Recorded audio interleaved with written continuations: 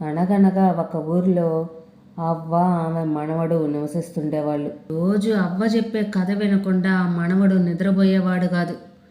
ఒకరోజు అలాగే నిద్ర పట్టక మనవడు అవ్వ దగ్గరికి వచ్చి ఇలా అన్నాడు. అవ్వా, నాకు అస్సలు నిద్ర రావడం లేదు. ఏమైనా కొత్త కథలుంటే చెప్పవా, వింటాను. ఎందుకు చెప్పండ్రా, ఈరోజు అత్యాశకు పోయి స్వామీజీ ఇచ్చిన వస్తువును దుర్వినియోగం చేస్తే ఏమయ్యింది? బద్ధకంగా ఉన్న ఒక జమీందారు కదా, తెలివిగా అప్పుని ఎలా దండాలి అనే కొత్త కథలు చెప్తాను, విను మనవడా. ఇలాంటి కథలు ఇప్పటిదాకా ఎవరూ చెప్పుండ్రు, ఇంక నువ్వు అడిగావు కాబట్టి చెప్తున్నాను, విను మనవడా. అనగనగా ఒక గ్రామంలో రాజయ్య అనే వ్యక్తి ఉండేవాడు. రాజయ్యకు నా అనేవాళ్ళు ఎవ్వరూ లేరు. అందుచేత స్వగ్రామం విడిచి ఒక పట్నం చేరి కూలీనాలి చేసి బ్రతుకుతూ ఉండేవాడు. అక్కడే రాధ అనే ఓ పేదింటి అమ్మాయిని పెళ్లి చేసుకున్నాడు. రాధ చాలా మంచి అమ్మాయి.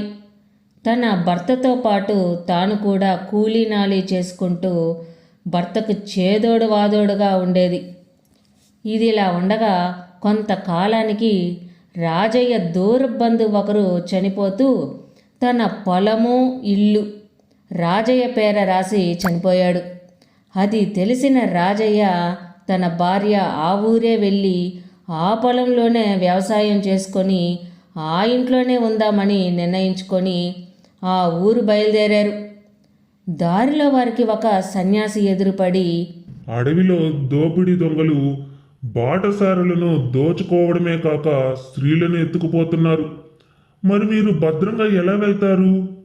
ఆ మాటలు విన్న రాజయ్య బెదిరిపోయాడు.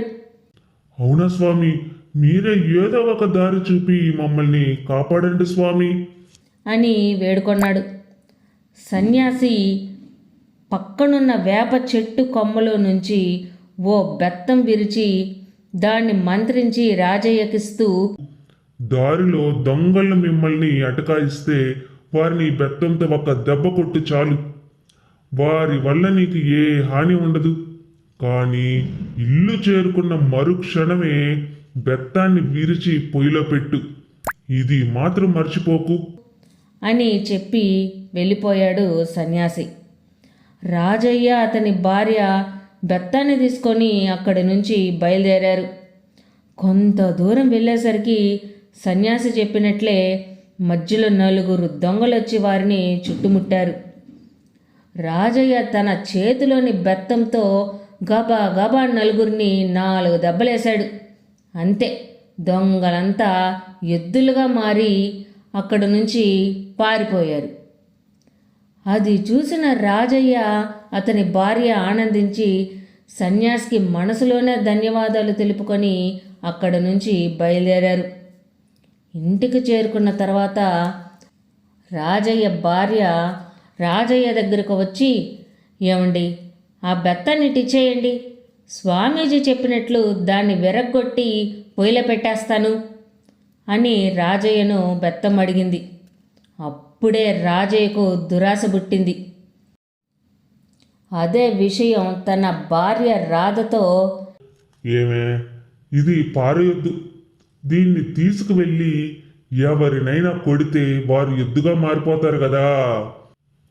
ఆ ఎద్దును తీసుకొచ్చుకొని మనం పొలం పనులు చేసుకుందాం. అలాగే మనం పొలం వెళ్ళి రావడానికి కూడా చాలా సులభంగా ఉంటుంది.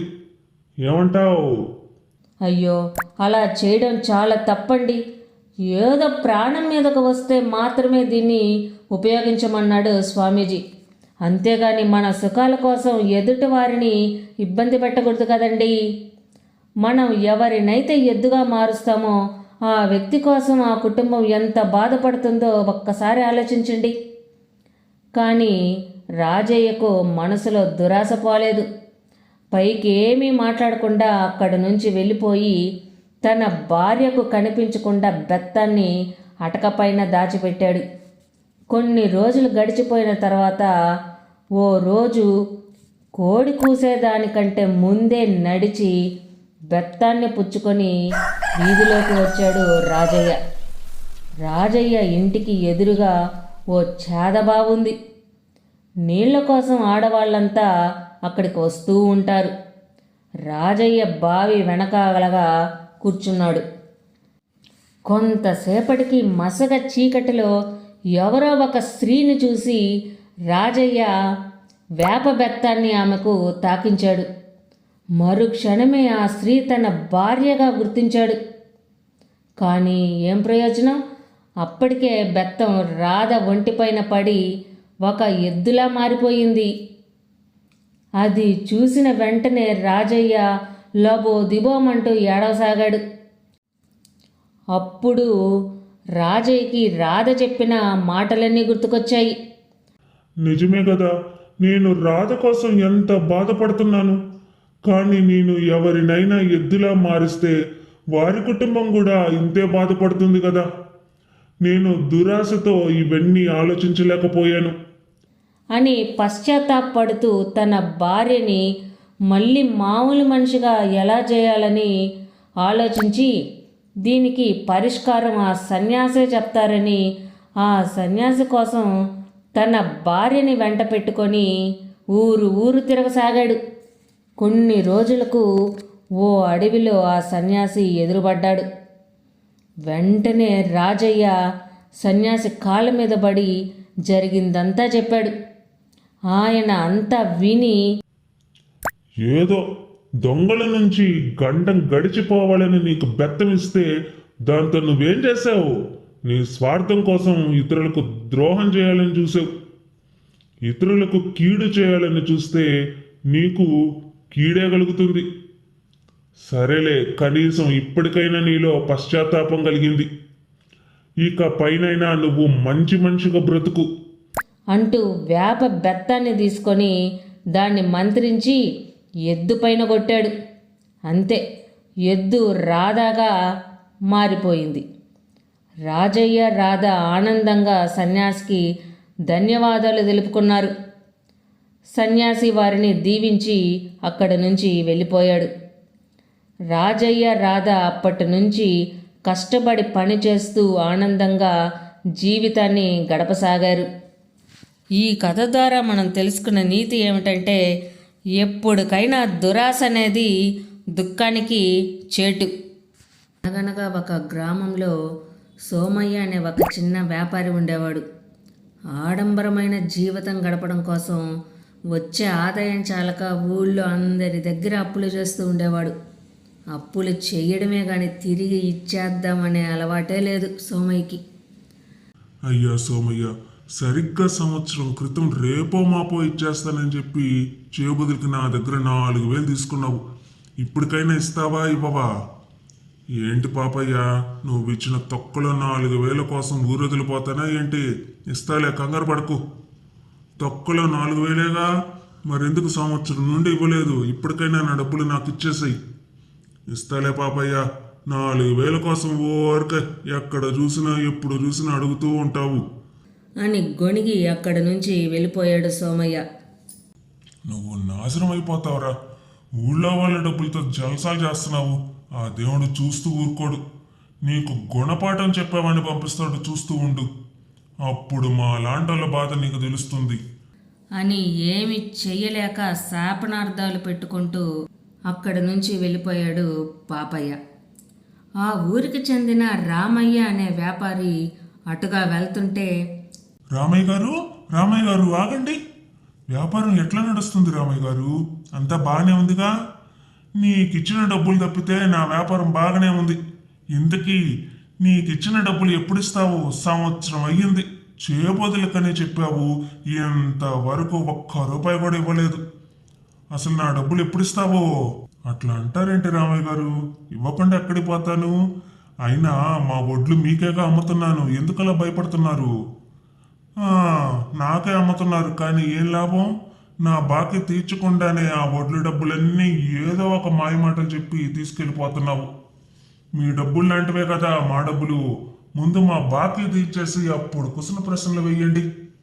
మీ డబ్బులు నీకు పువ్వుల్లో పెట్టి ఇచ్చేస్తాను, కానీ ఇప్పుడు నాకు పీకల మీద దాకా ఒక అవసరం వచ్చి పడింది, కానీ ఒక 4,000 ఇవ్వండి. ఏంటి, ఇంకా 4,000 ఇవ్వాలా? అయినా నా దగ్గర ఏమి లేవు. మీరు భలే వారండి, జోబు నిండా డబ్బులు పెట్టుకుని లేవని అబద్ధాలు చెప్తున్నారేంటి?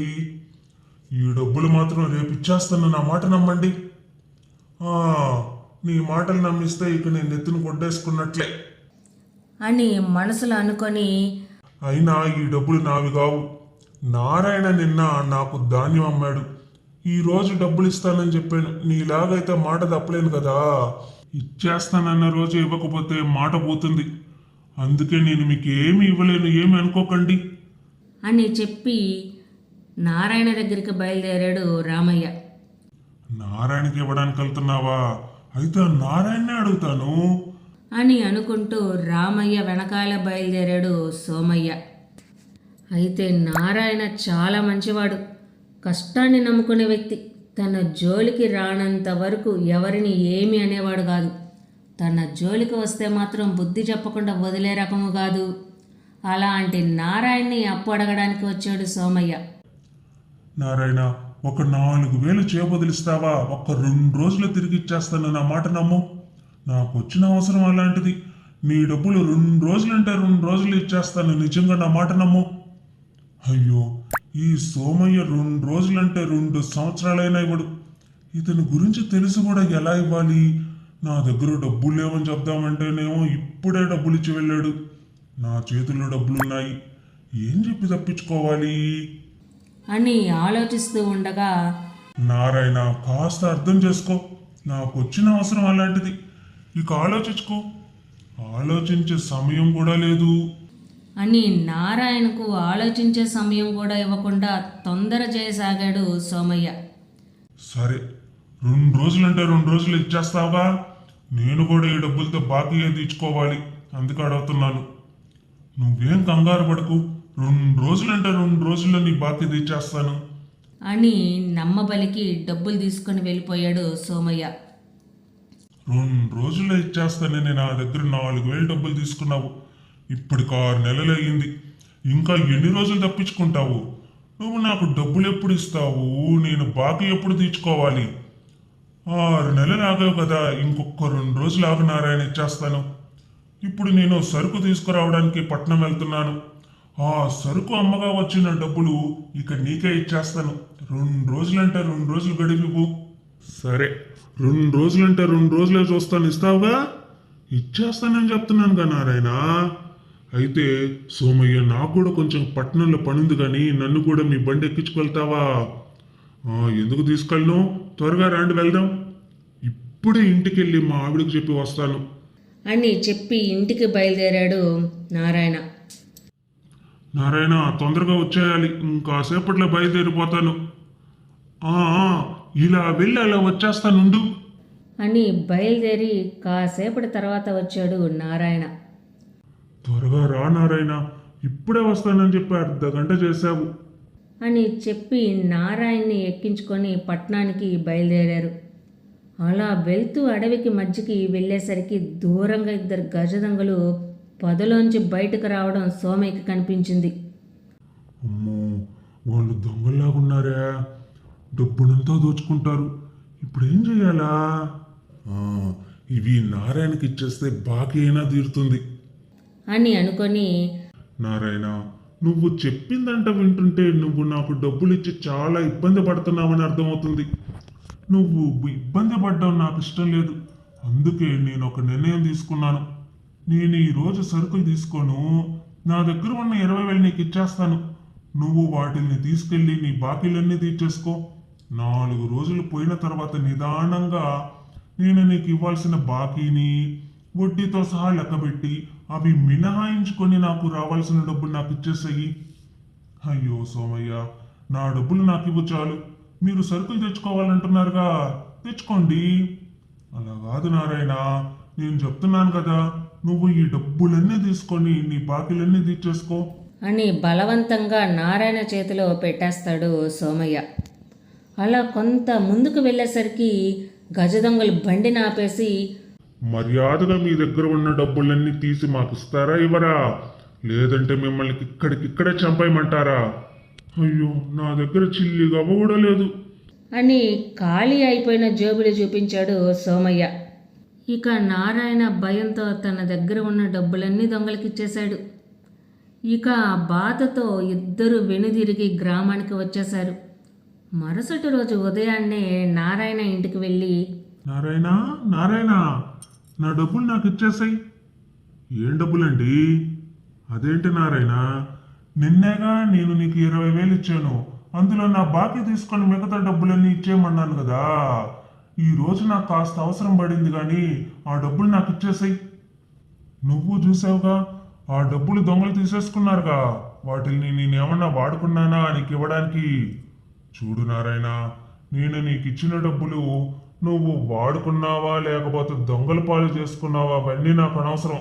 నేనైతే నీకు డబ్బులు ఇచ్చాను కదా, నువ్వైతే నాకు తిరిగి ఇవ్వాలి.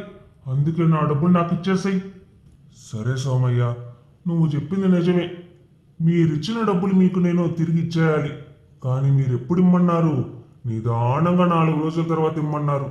అలా కాకుండా ఈ రోజే వచ్చి తొందర చేస్తే నేను ఎలా ఇస్తాను? మీరేమో నా దగ్గర తీసుకునేటప్పుడు 2 రోజులు అంటే 2 రోజులు ఇస్తానని చెప్పి 6 నెలలైనా ఇవ్వరు. పైపెచ్చు మేమేమో ఏమి అడగకూడదు. మీరే 4 రోజుల తర్వాత ఇవ్వమని చెప్పి మరుసటి రోజే వచ్చి అడగొచ్చు. మీకొక న్యాయం, మాకొక న్యాయమా? నేను కూడా 6 నెలల తర్వాత ఇస్తాను, అప్పుడే వచ్చి తీసుకో. అలా కాదు నారాయణ, నాకు అవసరం పీకల మీదకి వచ్చింది. నా మాట నమ్ము. నువ్వు ఇప్పుడు ఇస్తేనే నేను ఇక్కడి నుంచి కదులుతాను. ఇక చేసేది లేక నారాయణ లెక్కలు కట్టి సోమయ్యకి 20 రూపాయలు ఇచ్చాడు. ఏంటి నారాయణ, నేనేమన్నా అడుక్కు తినేవాడిని అనుకున్నావా? నా డబ్బులు నాకు ఇమ్మంటున్నాను. ఏంటి చిల్లర వేస్తున్నట్లు 20 రూపాయలు వేసావు? నువ్విచ్చిన 4,000కి చక్ర వడ్డీ, ఆ వడ్డీ, ఈ వడ్డీలు వేసుకున్నా 5,000 కంటే ఎక్కువ అవ్వదు. 5,000 తీసేస్తే ఇంకా నాకు 15,000 వస్తాయి. 15,000 నా 15,000 నాకు ఇచ్చేసాయి. ఎక్కడి నుంచి వస్తాయి? నీ దగ్గర నుంచి బాకీ వసూలు చేయడం కోసం 2 కిరాయి దొంగలు మాట్లాడవలసి వచ్చింది. మీరు సరైన సమయంలో నా బాకీ తీర్చుకోపోబట్టే వాళ్ళని మాట్లాడవలసి వచ్చింది. ఇదంతా మీ మూలనే కాబట్టి మీరే వాళ్ళకి డబ్బులు చెల్లించాలి. అందుకే మీరిచ్చిన వాటిలో నుంచి వాళ్ళకు తీసేసి చేశాను. ఇక బాకీ కూడా లెక్కగట్టి తీసేశాను. ఇక నేను మీకు ఇవ్వాల్సిన బాకీ 20 రూపాయలే. అవే మీకు ఇచ్చేశాను. కావాలంటే తీసుకో, లేకపోతే నేనే ఉంచేసుకుంటాను. ఇదంతా మోసం. ఇంత మోసం చేస్తావా? నేను గ్రామాధికారి వద్దకు వెళ్తాను. వెళ్ళండి వెళ్ళండి. మీరు వెళ్ళినా మీకేమి న్యాయం జరగదు. ఎందుకంటే మీరు నాకు ఇచ్చినట్లు మీ దగ్గర ఏమైనా పత్రాలు ఉన్నాయా ఏంటి? మీరు కూడా ఇదేగా చేస్తుంది. మా దగ్గర బదులని చెప్పి తీసుకునేది పత్రాలు లేకుండా డబ్బులు తీసుకుంటారు. ఇక పత్రాలు లేవనే ధైర్యంతో మా బాకీనే తీర్చడం లేదు. నిన్న నా బాకీ తీర్చావంటే ఎందుకు తీర్చావో నాకు తెలీదా? తెలివి నీ ఒక్కడికేనా ఏంటి? ఇక మీ దగ్గర నుంచి బాకీ వసూలు చేయడం కోసం మీ బాటలోనే నడిచాను. తెలివి నీ ఒక్కడి సొత్తేనా ఏంటి? మాకు కూడా ఉంది. ఎవరి దగ్గర ఎలా దండలో మాకు తెలుసు. పో పో అని చెప్పగానే ఇక చేసేదేమీ లేక సిగ్గుతో తల వంచుకొని ఇంటికి వెళ్ళిపోయాడు సోమయ్య. అనగనగా గోపాలపురం అనే గ్రామంలో రామయ్య అనే ధనవంతుడు ఉండేవాడు. అతని దగ్గర చాలామంది పనివాళ్ళు ఉన్నారు. రామయ్య ఏ పని చేయనవసరం లేకుండానే పనివారే అన్ని పనులు చేసి పెట్టేవాళ్ళు. పెద్ద తిండిపోతు కూడా. ఏమ్మా రాదమ్మా, ఈరోజు వంట ఏం చేస్తున్నావు? ఏమైనా కొత్తగా తినాలనుంది. ఈరోజు కొత్త రకం వంట ఏదైనా రుచి చూపించు. ఇంతకు ముందు నేను తినని వంట ఏదైనా చేసి పెట్టమ్మా. రోజుకొక కొత్త రకం వంట చేయాలంటే నేనెలా చేసేదయ్యా? సరే, ఈరోజు నాటుకోడిని కొత్తగా వండి పెడతా. అది తిన్నారంటే ఇక మీరు అదే 10 సార్లు వండి పెట్టమంటారు. అబ్బా, నాటుకోడా? అది తిని తిని విసుగు పుడుతుంది. ఇంకేమన్నా ఉండమ్మా. అంతేకాకుండా దాంతో పాటు ఏదైనా స్వీట్ కూడా చేసి పెట్టు, కమ్మగా ఉంటుంది. నీ వల్ల కాకపోతే చెప్పు, నేను వేరే వంట మనిషిని చూసుకుంటాను. అయ్యో, అలా అంటారేంటయ్యా? మీకు కావలసినవన్నీ నేను చేసి పెడతాగా. రొయ్యల వేపుడు కొత్తగా చేసి పెడతా. దాని వాసన గుమలాడిపోద్ది చూడండి. సరేగానే వెళ్ళు, త్వరగా ఉండి తీసుకురా. బాగా ఆకలి వేస్తుంది. సరేనయ్యా, ఈలోపు మీరు ఒక కునుకు తీయండి. త్వరగా వంట చేసుకు తెస్తాను. ఏం నిద్ర ఏమిటో, అసలు నిద్ర పట్టి చావడం లేదు. అలా రాధమ్మ వంటగదిలోకి వెళ్తూ తన మనసులో ఇలా అనుకుంది. ఏం వంటలో ఏమిటో, ఈ బండోడికి వండి పెట్టలాగా సస్తా ఉన్నా. రోజుకో కొత్త రకం వంటంట. ఏం చేయాలో.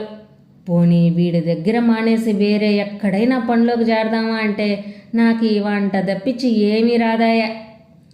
ఇక వంట త్వరగా చేయాలి, ఆ బండోడికి ఆకలేస్తుందంట. అలా భోజనం తయారు చేసి రామయ్య దగ్గరికి వెళ్తుంది. చూడు వీడు తినడం పడుకోవడం, తినడం పడుకోవడం, మళ్ళీ ఏం తినాలా అని లేచి ఆలోచించడం, ఇదే పని వీడికి. రెండో పనే లేదు. తిండిపోతే వెదవా. అయ్యగారు, అయ్యగారు, భోజనం సిద్ధమైంది. మీకు రొయ్యల వేపుడు తీసుకొచ్చాను, లేవండి అయ్యా. అబ్బా, మంచి వాసన వస్తుంది, గుమలాడిపోతుంది. రొయ్యల వేపుడా? ఇదేంటిది? ఇది మన్నే కదమ్మా చేశావు, మళ్ళీ అదే వండినట్లున్నావు. రోజుకో కొత్త రకం వంట అంటే నేను మాత్రం ఏం వండగలనయ్యా. ఇదే రొయ్యల వేపుడు, కానీ ఈరోజు దానిలో ఉల్లికారం వేసే. తిని చూడండి, వాసన గుమలాడిపోతుంది. అవునవును, చాలా బాగుంది.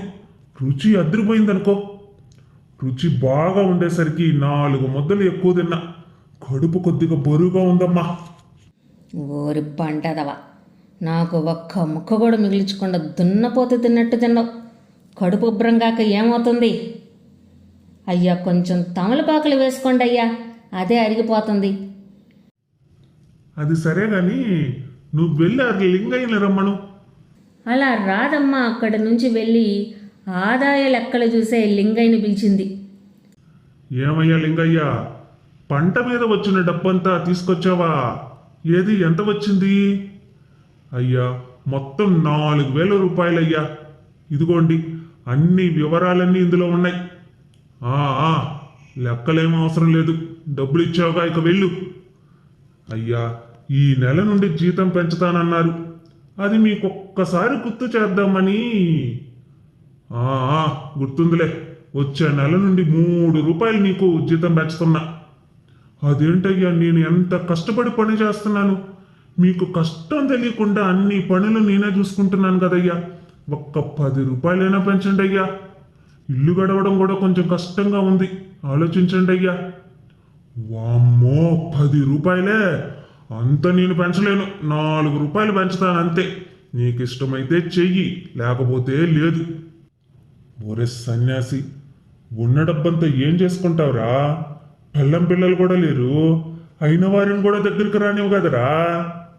అలా వచ్చిన డబ్బంతా తీసుకువెళ్ళి ఒక డబ్బుల పెట్టెలో పెట్టాడు. అబ్బా, ఇప్పటికి 4 లక్షలు రాచాను. ఎప్పటికి నేను కోటిస్తున్న అవుతానో ఏమో. ఇది ఇలా ఉండగా ఆ ఊరిలో గ్రామ పెద్ద ఇంట్లో దొంగలు పడి దోచుకున్నారు. ఈ విషయం రామయ్యకు తెలిసి, అమ్మో, ఏంటి ఊళ్ళో దొంగలు పడ్డారా? ఊరి నాయనో, అయితే వారి కన్ను నా మీద తప్పక పడుతుంది. నా దగ్గర ఉన్న డబ్బంతా దోచుకుపోతే ఇంకేమన్నా ఉందా? అసలు నేను ఈ డబ్బులు లేకపోతే బతకలేను. మీరెందుకయ్యా భయపడుతున్నారు? మన ఇంటి దగ్గర ఎప్పుడు 3 కాపులా ఉంటారు. ఆ దొంగలు మన ఇంటి వైపే చూడరు, మీరు కంగారు పడకండి అయ్యా. అలా ఆ రోజు రాత్రి, ఏరా భీమయ్య, కాపులా వాళ్ళు ఉన్నారో లేదో ఒకసారి చూసిరా. అసలే నిన్న గ్రామ పెద్ద ఇంట్లో దొంగలు పడ్డారంట. కాపులా వాళ్ళు ఉన్నారయ్యా, నేను ఇప్పుడే చూసొస్తున్నాను. మీరు ప్రశాంతంగా నిద్రపోండి. ఏమి నిద్రరా బాబు, నాకు అసలు నిద్ర పట్టి సావడం లేదు. రోజు మొత్తంలో గంట కూడా నిద్రపోవడం లేదు. అలా కొంతసేపటికి రామయ్య నిద్రలోకి వెళ్ళాడు.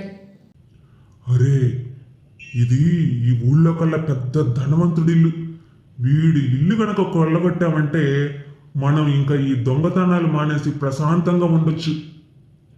అమ్మో, ఎంత డబ్బు! ఇక మన పంట పండినట్లే. త్వరగా కానివ్వు, మళ్ళీ వాడు గనక లేచారంటే మన పని అయిపోయినట్లే. అమ్మో, నా డబ్బంతా దొంగలు దోచుకుపోతున్నారే. అయ్యో, వాళ్ళని పట్టుకోండి, నా డబ్బంతా పట్టుకుపోతున్నారు. పట్టుకోండి. ఒరే భీమయ్య, నా డబ్బంతా వాళ్ళు దోచుకుపోతున్నారు, వాళ్ళని పట్టుకోండి రా. నా డబ్బు పెట్టి మొత్తం ఖాళీ చేశారు. ఏంటయ్యా మీరు? బయట కాపులా వాళ్ళు ఉన్నారు, నేను బయట పడుకొని ఉన్నా, ఇక్కడికి ఎవ్వరూ రాలేదు, మీరేదో కలగన్నట్టున్నారు. ఆ, ఏంటి ఇదంతా కళ? అవునయ్య గారు, కావాలంటే మీ డబ్బు పెట్టి ఒక్కసారి తెరిచి చూసుకోండి. సరే అయితే నువ్వు బయటికి వెళ్ళు, నేను ఒక్కసారి ఆ డబ్బు పెట్టి తెరిచి చూస్తాను, నువ్వు వెళ్ళు. అనగానే భీమయ్య అక్కడి నుంచి వెళ్ళిపోయాడు. రామయ్య ఆ డబ్బు పెట్టి తెరిచి చూడగానే అందులో డబ్బులున్నాయి. అమ్మయ్యా, నా డబ్బు నాతోనే ఉంది. అంటే నేను ఈ దొంగలు పడి నా డబ్బులు దోచుకోపోయినట్లు కలగన్నట్టున్నానన్నమాట. అంటూ ఆ డబ్బులు పెట్టెను పక్కనే పెట్టుకొని నిద్రపోవాలని చూసిన రామయ్యకి అస్సలు నిద్రపట్టలేదు. ఇంతలో తెల్లవారిపోయింది. రామయ్య ఇంటికి ఎదురుగా ఒక పేద రైతు ఉన్నాడు. ఆ రైతు పేరు పాపయ్య. ఏంటయ్యా, బారెడు పొద్దెక్కిన ఇంకా నిద్రపోతున్నావు? లేచి పొలానికి వెళ్ళి నీళ్లు పట్టి రావయ్యా. ఏంటి సుమ, చక్కటి నిద్ర చెడగొట్టావు. ఈ రోజు నువ్వు వెళ్ళి నీళ్లు పట్టొచ్చుగా. నేను వెళ్ళి నీళ్లు పడితే ఇంట్లో పనులు ఎవరు చేస్తారయ్యా? లేచి వెళ్ళు. మనకేదో 5 ఎకరాల పొలం ఉన్నట్లు ఉన్నది ఒకే ఎకరం, దానికి అంత త్వరగా వెళ్ళవలసిన అవసరం లేదులే. అంటూ పొలానికి వెళ్తుండగా ఇదంతా రామయ్య గమనిస్తూ ఉంటాడు. ఆహా, ఆ పాపయ్య చూడు ఎంత ప్రశాంతంగా నిద్రపోతున్నాడు. ఇక భార్యతో కూడా ఎంతో సంతోషంగా ఉంటాడు. వాడి దగ్గర చూస్తే చిల్లి గవ్వ కూడా లేదు, అయినా ఇంత ఆనందంగా ఎలా ఉంటున్నాడు? నా దగ్గర ఇంత ఆస్తి నౌకళ్ళు ఉన్నా ఏ పని చేయకపోయినా నాకు అస్సలు నిద్ర పట్టడం లేదు. అలా రామయ్య ప్రతిరోజు పాపయ్యని గమనిస్తూ ఉన్నాడు. వాడు చూడు ఎంత ఆనందంగా జీవిస్తున్నాడు. నాకు నిద్ర పట్టి వారం రోజులు అవుతుంది, పైగా ఒళ్ళు నొప్పులు. ఏం చేద్దామన్నా శరీరం సహకరించడం లేదు, పైగా నీరసంగా కూడా ఉంది. ఒక్కసారి వైద్యుడి దగ్గరికి పోతే సరే, నిద్రకేమన్నా మందులు ఇస్తాడేమో చూద్దాం. అలా రామయ్య వైద్యుడి దగ్గరకు బయలుదేరుతూ ఉండగా ఇంటి బయట పాపయ్య ఎదురవుతాడు. చూడు పాపయ్య, నీ దగ్గర పెద్ద డబ్బు కూడా లేదు, అయినా నువ్వింత ప్రశాంతంగా ఆనందంగా ఉన్నావు. అది నీకెలా సాధ్యమవుతుంది? అయ్యా, మీరెంతో డబ్బున్నాళ్ళు, పైగా మీ దగ్గర అనేక మంది నౌకళ్ళు ఉన్నారు, మీరు ఆనందంగానే ఉన్నారు కదయ్యా. ఎంతమంది నా చుట్టూ ఉన్నా నాకు ప్రశాంతమైన నిద్ర పట్టడం లేదు.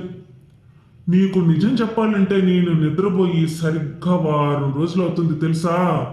అందుకే వైద్యుల దగ్గరికి వెళ్తున్నా.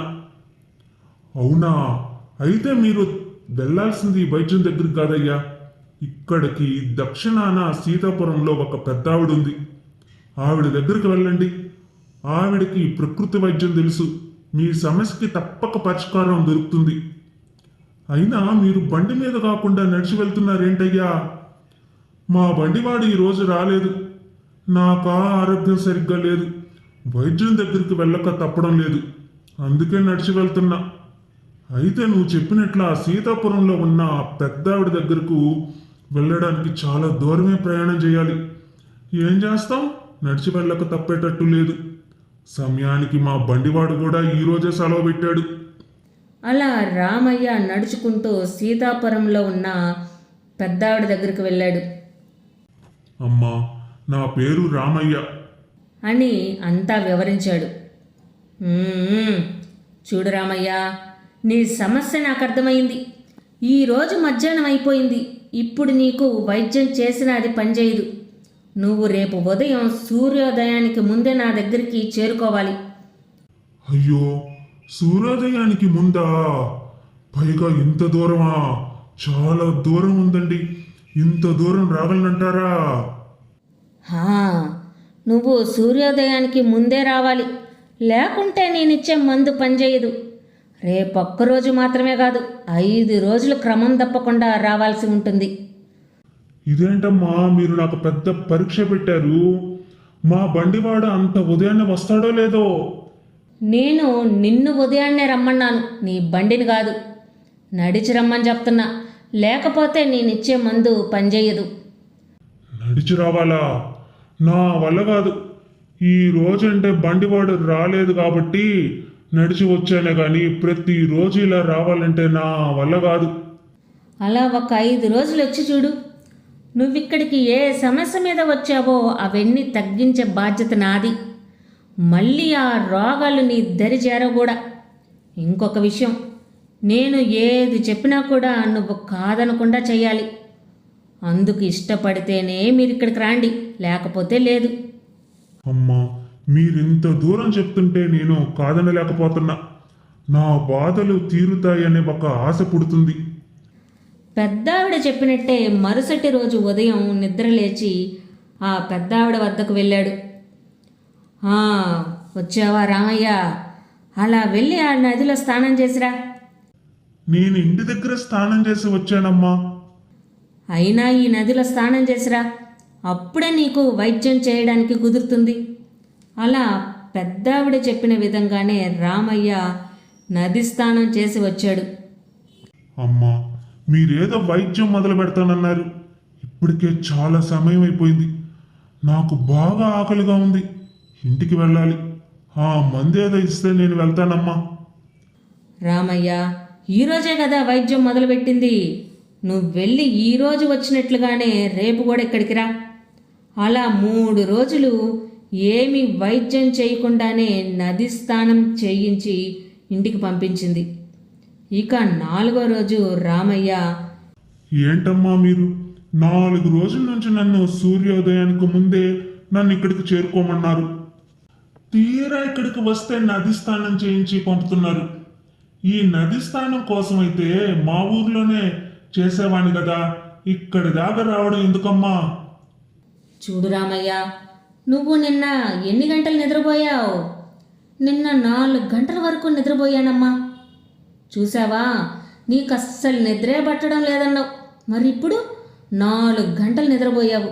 పైగా ఈ 4 రోజుల నుంచి నీకు సూర్యోదయం ముందే నిద్ర లేవడం అలవాటయింది. నేను నీకు వైద్యం చేయడం 4 రోజుల క్రితమే మొదలుపెట్టాను కదా. అవునమ్మా, మీరు చెప్పింది నిజమే. నిద్రపోయింది 4 గంటలైనా ఎంతో ప్రశాంతంగా నిద్రపోయా. పైగా ఇక్కడికి వచ్చినప్పుడున్న ఒళ్ళు నొప్పులు, కడుపులో నలతగా ఉండడం అన్నీ తగ్గిపోయాయి. మిమ్మల్ని మొదట చూసినప్పుడే తెలుసుకున్నాను మీలో ఎటువంటి సమస్య లేదని. నువ్వు నీ సొంత పనులకు కూడా ఇతరుల మీద ఆధారపడుతున్నావు. ఉదయం సూర్యోదయానికి ముందే నిద్రలేచి ఇంత దూరం నడిచి రావడం వల్ల నీ శరీరం కష్టపడడానికి అలవాటు పడింది. పైగా బ్రహ్మముహూర్తంలో నిద్రలేచిన వాడికి సగం రాగాలు వాటంతటా అవే తగ్గిపోతాయి. నువ్వు తీసుకునే ఆహారం కూడా మితంగా తీసుకో. ఇలా చేస్తే మీకు ఇంకా ఎటువంటి వైద్యం అవసరం ఉండదు. అమ్మా, మీరు చెప్పింది నాకు పూర్తిగా అర్థమైంది. ఇకపోతే ఇదిగోండి మీ వైద్యానికి నేను చెల్లించే డబ్బు. ఈ డబ్బులు నువ్వు కష్టపడే సంపాదించావా? ఈ డబ్బులు నాకొద్దు. అయినా ఇప్పటికీ 4 రోజులే అయ్యింది. నా వైద్యం పూర్తి కావడానికి ఇంకా 1 రోజు మిగిలింది. రేపు ఉదయం ఈరోజు వచ్చినట్లే రండి. రేపు ఒక్కరోజు నేను చెప్పినట్లు చేస్తే ఇక మీ రోగం పూర్తిగా తగ్గిపోతుంది. అలా 5వ రోజు రామయ్య ఉదయాన్నే లేచి పెద్దావిడ దగ్గరికి వచ్చాడు. చూడు రామయ్య, ఇదిగో ఇక్కడ పండ్ల బుట్ట ఉంది. దీని ఖరీదు 15 రూపాయలు. వీటిని 17 రూపాయలకు అమ్మి నా డబ్బులు నాకు ఇవ్వు. గుర్తుపెట్టుకో, వీటిని నువ్వే కష్టపడి అమ్మి ఆ డబ్బులు నాకు చెల్లించాలి. అలా రామయ్య ఆ రోజు మొత్తం సంతలో వాటిల్ని అమ్మగా వచ్చిన డబ్బులు తీసుకొని పెద్దావిడికిచ్చాడు. రామయ్య, ఈ పని నేను ఎందుకు చేయమన్నానో తెలుసా? నీకు శరీరం శ్రమ అంటూ ఏమీ లేదు. నువ్వు నీ పనులన్నీ నీ నౌకల మీద వదిలేయకుండా రేపటి నుంచి నీ పనులు నువ్వే చేసుకో. ఇంకొక విషయం, డబ్బు మీద వ్యామోహం ఉన్నన్నాళ్ళు నీకు నిద్ర సరిగా పట్టదు. దాన్ని తగ్గించుకొని అవసరం ఉన్న వాళ్ళకు సహాయం చేస్తూ ఉండు. నీకింక నిద్ర సమస్య ఉండదు. చాలా కృతజ్ఞతలమ్మా. మీ దయ వల్ల నాకు శరీర శ్రమ విలువ తెలిసొచ్చింది. ప్రశాంతంగా నిద్రపడుతుంది. ఇక నుంచి డబ్బు మీద వ్యామోహం తగ్గించుకొని ఆపదలో ఉన్న వారికి సహాయం చేస్తానని మీకు మాటిస్తున్నానమ్మా. ఆ రోజు నుంచి రామయ్య డబ్బు మీద వ్యామోహం తగ్గించుకొని అవసరం ఉన్న వాళ్ళకు సహాయం చేస్తూ ఉన్నాడు.